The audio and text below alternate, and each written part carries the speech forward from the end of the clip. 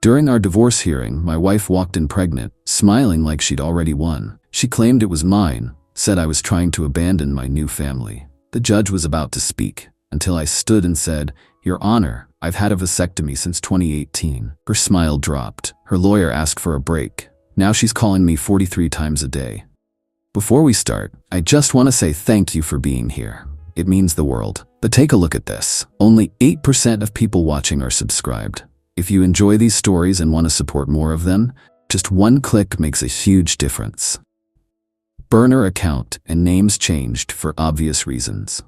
There's something surreal about sitting in a courtroom watching the person you once loved try to systematically destroy your life with a smile on their face. Even more surreal when they're using an unborn child as ammunition. But I'm getting ahead of myself. Some context. My soon-to-be ex-wife Tara and I were married for 7 years. We met in 2013, married in 2014, and things were good at first. Great, even. We both had promising careers, me in software engineering, her in corporate marketing. We traveled, renovated a house together, had the same vision of success. No kids, which became a major point of contention about 3 years into our marriage. I was diagnosed with a genetic condition that carries a 50% chance of being passed to biological children. The condition causes progressive nerve damage starting in mid-adulthood. I watched my father deteriorate from it, becoming wheelchair-bound by 50. I'm 36 now and already showing early symptoms, occasional numbness in my extremities, some balance issues. Not exactly something I wanted to risk passing down. When I received the diagnosis in early 2017, I was devastated. I remember sitting in the neurologist's office, holding the genetic test results while he explained what I was facing. That night, I told Tara everything. The prognosis, the hereditary nature, my fears about having biological children. "We have options," I said, holding her hands across our kitchen table. "Adoption, fostering, or even being child-free and focusing on our careers and travel." She squeezed my hands, tears in her eyes. "We'll figure it out together. Your health comes first right now." For almost a year, things were good. We researched adoption agencies. We spent time with our nieces and nephews. We seemed to be on the same page, or so I thought. Then around March 2018, things changed. Tara started making comments about how genetics aren't everything, and how medical science is advancing all the time. She'd leave fertility clinic brochures around the house. When I reiterated my stance, she'd get upset. "You're denying me a chance at motherhood," she said during one particularly heated argument in our bedroom. She'd thrown a fertility clinic brochure at me. "There are tests they can do, ways to screen embryos. The testing isn't 100% accurate," I replied, trying to stay calm. "And even if it was, I don't want to risk it. Why is adoption suddenly off the table?" She turned away, arms crossed. "It's not the same. I want to experience pregnancy. I want a child that's part of us." The arguments escalated over the next few months. I'd come home to find her watching birthing videos or browsing baby furniture online.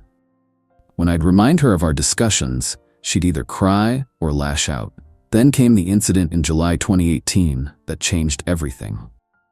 I was looking for a receipt on our shared laptop when I discovered she'd been tampering with our birth control. There were searches on how to poke holes in condoms without leaving obvious damage, and calendar entries tracking her cycle with notes about when to forget her birth control pills. My blood ran cold when I found a forum open in her browser history where she was asking for advice on how to get pregnant when husband doesn't want kids. Someone had actually suggested getting him drunk enough that he wouldn't notice if protection wasn't used. Even worse, Tara had replied, "That might work. He rarely remembers details when he drinks whiskey." I sat there for hours, reading through weeks of her posts, feeling physically ill. This wasn't just a disagreement anymore. This was a fundamental breach of trust and bodily autonomy. I couldn't believe the woman I married would plot something like this. When Tara got home that evening, I confronted her with what I'd found. I'll never forget how quickly her expression changed, from shock at being discovered to a kind of desperate justification. "You're overreacting," she said, pacing our living room. "I was just venting online." "Venting? You were actively planning to trick me into fatherhood." I was shaking with anger and betrayal. That's when she broke down crying, collapsing onto our couch. I'm desperate. I'm turning 35 next year. My biological clock is ticking while you keep stalling. I'm not stalling. I have a genetic disease. We discussed this. You'd come around once a baby was on the way, she insisted, wiping her tears. You'd love our child no matter what. I just need to help you see what you really want. I slept in the guest room that night, unable to even look at her. The next morning, I called my doctor and made an appointment for a vasectomy consultation. I didn't tell Tara, not out of spite, but out of self-protection. I couldn't trust her anymore, and I needed to ensure I wouldn't be forced into parenthood against my will. The procedure happened in September 2017, while Tara was on a weekend trip with her sister. The doctor understood my situation and was supportive, especially given my genetic condition. I took a few days off work, telling Tara I had a project deadline and would be busy anyway. The recovery was quick, some ice packs and mild discomfort, nothing major. I planned to tell her after she returned and suggest marriage counseling to work through our fundamental disconnect. But the night she came home from her trip, she blindsided me with a bombshell of her own. I think we should separate, she said over dinner, not even meeting my eyes.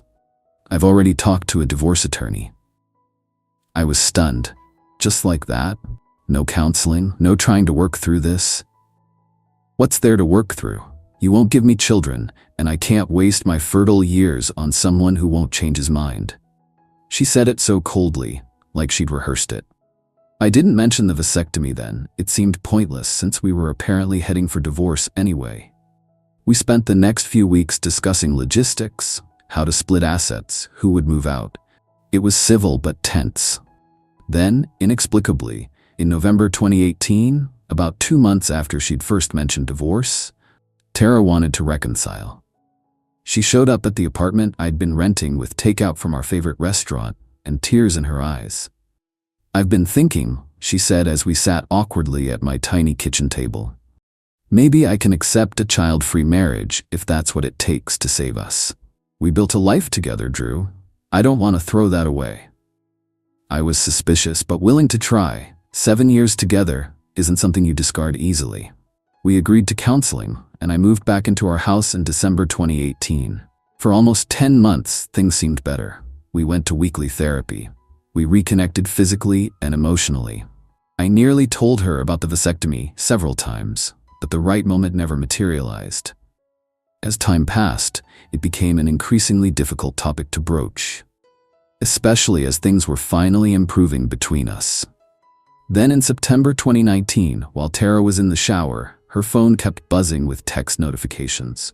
Normally I'd never check her messages, but after the birth control incident, I still had lingering trust issues. I glanced at her screen and saw messages from Mark W. with preview text that made my stomach drop. Miss you too, baby. Can't wait until. I knew Mark Wilson was her boss. Against my better judgment, I opened the messages. What I found shattered any hope of saving our marriage. Not only were they having an affair, but based on their conversation history, it had been going on for over 2 years, since early 2017, before my diagnosis, before all our fertility arguments. I scrolled back through months of messages, putting together the timeline. Their affair had continued through all our struggles about having children, through her threatening divorce, and even through our reconciliation. The reconciliation, I discovered, coincided perfectly with Mark temporarily relocating to the London office for a 9-month project. She'd essentially put me on hold while he was unavailable. When Tara emerged from the shower, I was sitting on the bed with her phone in my hand. "How long have you been sleeping with Mark?" I asked quietly. The color drained from her face. "Drew, I can explain." 2 years, Tara." 2 years? You were sleeping with him while making me feel like a monster for not wanting children. My voice broke. You threatened divorce when I wouldn't give you a baby, then came back when he left the country. Was any of it real? She didn't deny it. Instead, she tried to justify it. Mark understood her desire for children. Mark would have given her a family. Mark appreciated her in ways I didn't. I filed for divorce the next day, October 2019. This time, there was no turning back. The proceedings were contentious from the start. She wanted the house I'd largely paid for, I'd made the down payment with an inheritance from my grandmother, half my retirement account, and substantial alimony despite having a good job herself. Her lawyer painted me as cold and uncaring, citing my refusal to have children as evidence of my selfish nature. 4 months into the divorce process, in February 2020, came the hearing that would determine temporary asset allocation while the divorce proceeded. I arrived early with my lawyer, Sam Davidson, reviewing our documentation one last time in the hallway outside the courtroom. "We're in good shape," Sam assured me. "Your financial records clearly show your contributions to the marital assets. The judge assigned to our case is fair, but no nonsense." That's when I saw her walking down the hallway toward the courtroom, and my jaw nearly hit the floor. Tara was visibly pregnant. Not just slightly showing, she had to be at least 6 months along, her belly prominently displayed in a form-fitting dress I'd never seen before. She made deliberate eye contact with me as she approached, cradling her stomach with both hands, a triumphant smile playing at her lips. Sam grabbed my arm. "Did you know about this?" "No," I managed, still staring. "Impossible. We haven't been together since." "Pull yourself together," Sam whispered urgently. "Don't react. That's exactly what she wants." We entered the courtroom, taking our places at the respondent's table. My mind was racing, calculating dates. If she was that far along, the timing couldn't possibly match our separation. Unless, had she been pregnant during our reconciliation period and hidden it somehow? No, that didn't make sense either. Judge Harriet Winters entered, and we all rose. After the preliminaries, Tara's lawyer, a slick-looking man named Bennett, immediately addressed the court. "Your Honor, before we proceed, we'd like to amend our petition in light of recent developments." He gestured toward Tara. "As you can see, Mrs. Harmon is expecting. This significantly changes the financial considerations in this case." Judge Winters raised an eyebrow, looking between Tara and me, clearly noting Tara's advanced pregnancy. "I don't see any amended petition in my files, Counselor." "We'll be filing the formal amendment this week," Bennett replied smoothly. Given the advanced stage of Mrs. Harmon's pregnancy and today's scheduled hearing, we felt it important to bring this to the court's attention immediately.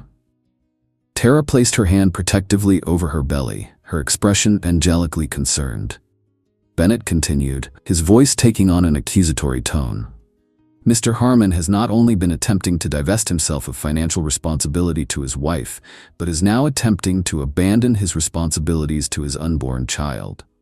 I felt like I'd been punched in the gut. Sam scribbled furiously on his legal pad. "Paternity test ASAP." The judge turned toward me, her expression noticeably cooler.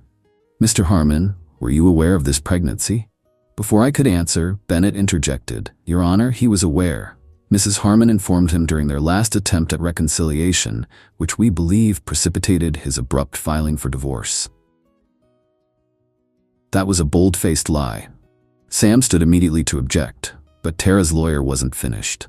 Furthermore, this pregnancy has complicated Mrs. Harmon's health, requiring her to reduce her work hours significantly. She's been diagnosed with gestational hypertension. This further necessitates adequate support from Mr. Rutt Harmon, who has shown callous disregard for his new family. Tara dabbed at her eyes with a tissue, the picture of a wounded, expectant mother. "I just want what's best for our baby," she said softly, but loud enough to carry. The judge sighed, looking at me with thinly veiled contempt. "Mr. Harmon, given these new circumstances..." That's when I stood up. Sam tugged at my sleeve, but I gently shook him off. "Your Honor, with all due respect, I've had a vasectomy since August 2018. The courtroom went completely silent. Tara's triumphant smile froze, then crumbled in real time. Her lawyer looked at her sharply, confusion evident in his expression. "I have my medical records here," I continued, retrieving a folder from my briefcase. I'd started carrying the documentation after the divorce proceedings began, not because I expected this exact scenario, but because I wanted a complete record of my medical situation, including my choice not to have children, as well as 2 follow-up sperm count tests confirming the procedure's success. I am not the father of that child. Tara's lawyer stood up, clearly flustered. "Your Honor, my client was not made aware of any such procedure. This is clearly a desperate attempt by Mr. Harmon to evade responsibility." Judge Winters held up her hand. "Let me see those records, please." I handed the folder to the bailiff, who brought it to the judge. She carefully examined each document. The procedure was performed by Dr. Levinson at Mercy Medical Center on August 10, 2018, I explained. I have the records and receipts. I also have documentation of my genetic condition which prompted this decision, polycystic neuropathy, the same condition that caused my father's early death. Tara was visibly shaking now, her face ashen. Bennett leaned over to whisper something to her, but she jerked away from him. "These appear to be in order," Judge Winters said after a moment. "Mrs. Harmon, were you aware of this procedure?" Tara stood, one hand still protectively cradling her belly. He never told me. He couldn't have. We were still intimate after that date." "The procedure doesn't affect that aspect of function, Your Honor," I explained quietly. "Only fertility. And yes, we were intimate during our reconciliation period, which began in November 2018, 3 months after my vasectomy." Her lawyer quickly requested a 15-minute recess, which the judge granted. As they huddled in fierce conversation at the far side of the courtroom, Sam looked at me with a mixture of relief and exasperation. "A heads up would have been nice," he muttered. "This could have gone south quickly if your records weren't in order." "I didn't know she'd pull this," I replied, still processing the absurdity of the situation. "I never thought she'd try to pass off another man's child as mine in court." "Who do you think?" Sam left the question hanging. "Her boss, Mark. They've been having an affair for years." When the session resumed, Tara and her lawyer had clearly recalibrated their approach. Bennett adopted a completely different tone, claiming emotional distress due to my secretive medical procedure and arguing it constituted its own form of marital misconduct. "Your Honor, while my client may have been mistaken about the paternity of her child, the underlying issue remains Mr. Harmon's deception. He underwent a major medical procedure affecting their marital relationship without informing his wife. Judge Winters was having none of it. Counselor, attempting to attribute paternity of another man's child to Mr. Harmon is a serious matter. Your client just testified under oath that this child is her husband's, which we've now established is biologically impossible. I suggest you confer with your client about the implications of perjury before proceeding further." She turned to address both parties. "Given these developments, we will postpone today's hearing on temporary asset allocation. Mr. Bennett, you have 48 hours to submit a revised petition that accurately reflects your client's circumstances. Mr. Davidson, you may file a response within 72 hours thereafter." As she stood to leave, she added, "And Mrs. Harmon, I strongly advise you to be forthright in all future filings with this court. Attempting to mislead the court about paternity is grounds for sanctions." As I gathered my things, I caught Tara glaring at me with naked hatred. Her lawyer was still whispering urgently to her, but her eyes never left mine. The mask of wounded expectant mother had completely fallen away, replaced by the look of someone whose carefully constructed plan had just spectacularly backfired. In the hallway outside, she tried to approach me, mascara streaking down her face. "Drew, please let me explain." Her lawyer intercepted her, physically steering her toward the exit while whispering something that made her stop struggling. That was 3 days ago. Since then, my phone has been blowing up. 43 calls from Tara, countless texts ranging from tearful apologies to vicious accusations. She's claimed alternately that I tricked her by getting the vasectomy, that the baby might miraculously be mine despite the procedure, and finally, in her most recent messages, that she made a horrible mistake, but we could still work things out and be a family if I would just talk to her.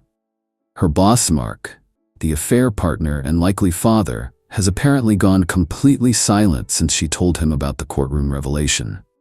According to a mutual friend who works at their company, he's suddenly taken a personal leave from the firm and cleared his schedule for the next month. The following week brought more developments. Tara's lawyer formally withdrew from representing her. Apparently, he hadn't been informed about the pregnancy deception beforehand and wanted no part in continuing as her counsel after being blindsided in court. She quickly hired new representation, a lawyer with a reputation for aggressive tactics, but significantly less respected in legal circles. My lawyer filed for an expedited divorce process based on the attempted fraud, which the judge granted. Instead of the year-long process we were expecting, we received a final hearing date just 6 weeks out. 2 days before that final hearing, I received an unexpected visitor at my apartment, Tara's sister Claire. We'd always gotten along well, and she'd stayed neutral during the initial separation. "I owe you an apology," she said as she sat stiffly on my couch. "Tara told me you knew about the baby and were abandoning her." I believed her. "What changed?" I asked, offering her coffee, which she declined. "She finally admitted everything to me yesterday. The affair with Mark, trying to trick you into having children during your marriage, deliberately getting pregnant by Mark while planning to pass the child off as yours for the divorce settlement." Claire shook her head, disgusted. She calculated that if the court thought the baby was yours, she'd secure much more favorable terms and ongoing support. "And Mark?" I asked. "He wants nothing to do with her now. Apparently, he never wanted children either, one of the reasons she was having problems with both of you. When your lawyer sent his attorney the court transcripts." She trailed off. "Let's just say he's not stepping up." "I'm sorry she dragged you into this," I said, and meant it. Claire had always been kind to me. "I'm the one who's sorry," she replied. "I should have seen who she really was sooner." The final divorce hearing was mercifully straightforward. With Tara's deception exposed and documented, the judge was unsympathetic to her demands.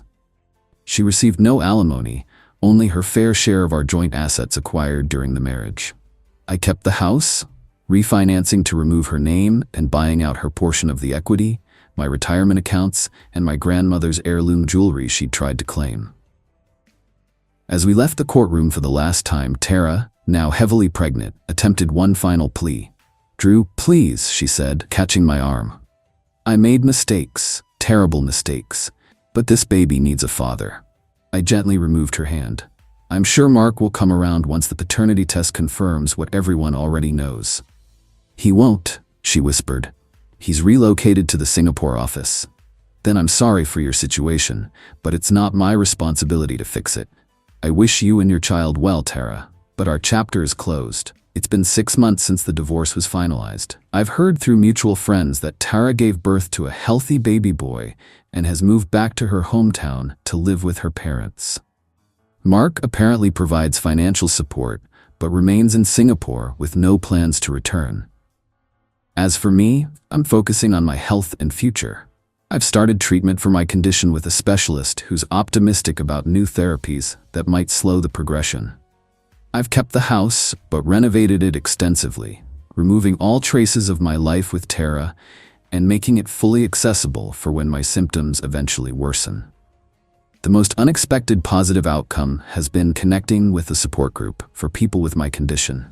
Through them, I've met others who chose not to have biological children for the same reason I did. For the first time, I don't feel defensive about that choice, just at peace with it.